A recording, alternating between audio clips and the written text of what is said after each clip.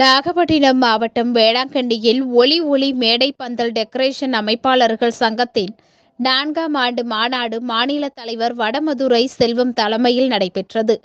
இந்த மாநாட்டில் தஞ்சாவூர், திருவாரூர், மயிலாடுதுறை, காரைக்கால் உள்ளிட்ட தமிழகத்தின் பல்வேறு மாவட்டங்களில் இருந்து ஏராளமானோர் மாநாட்டில் கலந்து கொண்டனர்.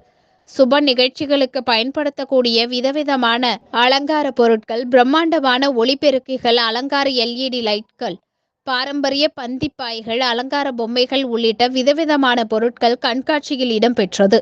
பார்வையாளர்களை வெகுவாக கவர்ந்தது.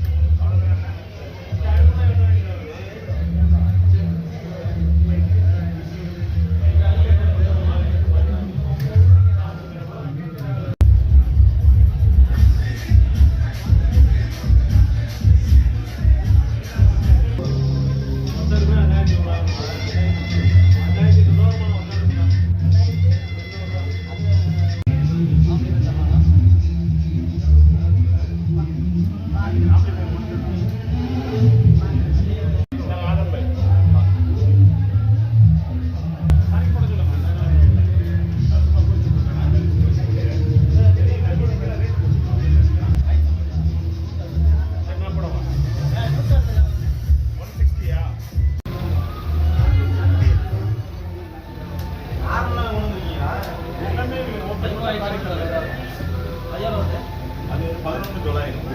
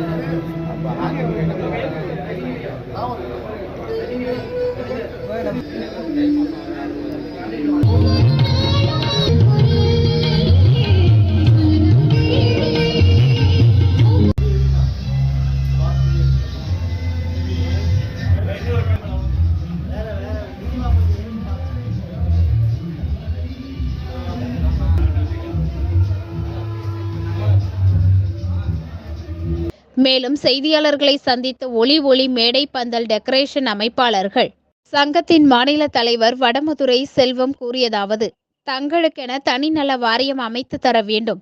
மற்ற துறைகளுக்கு வழங்குவது போல தங்களுக்கும் மானியத்தில் பொருட்கள் வழங்க வேண்டும். மேலும் மின் விபத்துகளில் பாதிக்கப்படும் தொழிலாளர்களுக்கு நிவாரணம் அளிக்க வேண்டும் என அவர் கோரிக்கை விடுத்தார். இன்றைக்கி பார்த்தீங்கன்னா நாகை மாவட்ட ஒளி பந்தல் மேடை அமைப்பாளர் நலச்சங்க சார்பாக ஒரு பெரிய மாநாடு மாதிரி ஒரு நிகழ்ச்சி நடந்துகிட்டு இருக்கு.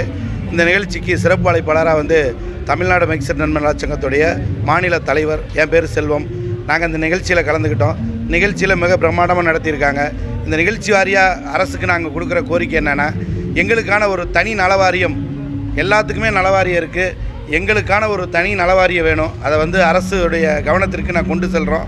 அது மாதிரி அரசு சம்மந்தமாக எங்களுக்கு மானிய உதவி, விவசாயத்துக்கு பார்த்திங்கன்னா அதுக்குரிய கருவிகள்லாம் மானியத்தில் கொடுக்குறாங்க. எல்லா தொழிலுமே வந்து மானியத்தில் கொடுத்துக்கிட்டு இருக்காங்க. நாங்கள் பயன்படுத்தக்கூடிய இந்த ஒளி டெக்கரேட்டர் பந்தல் இந்த சம்மந்தப்பட்ட பொருட்கள் வந்து எங்களுக்கு அரசாங்கம் மானிய விலையில் கொடுத்தா இன்னும் மேலும் இந்த தொழிலை வளர்த்துக்கிறதுக்கு எங்களுக்கு ரொம்ப உறுதுணையாக இருக்கும்.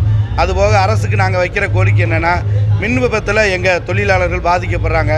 அந்த தொழிலாளருக்கு அரசாங்கத்திலேருந்து ஏதாவது ஒரு நிதி உதவி வந்தால் வந்து ரொம்ப சப்போர்ட்டாக இருக்கும்.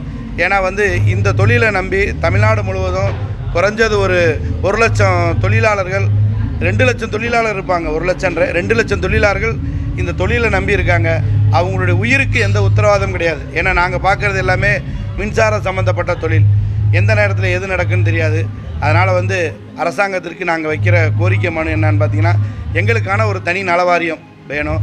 அதே மாதிரி எங்களுடைய பொருட்கள் மானிய விலையில் வாங்குறதுக்கு உதவி செய்யணும். மேலும் மின் விபத்தில் மற்ற விபங்களில் பாதிக்கப்படுறவங்களுக்கு அரசாங்கம் எங்களுக்கு வந்து நிதி உதவி வழங்கணும்னு சொல்லி தமிழக முதலமைச்சர் அவர்கிட்ட நாங்கள் எங்கள் சங்க சார்பாக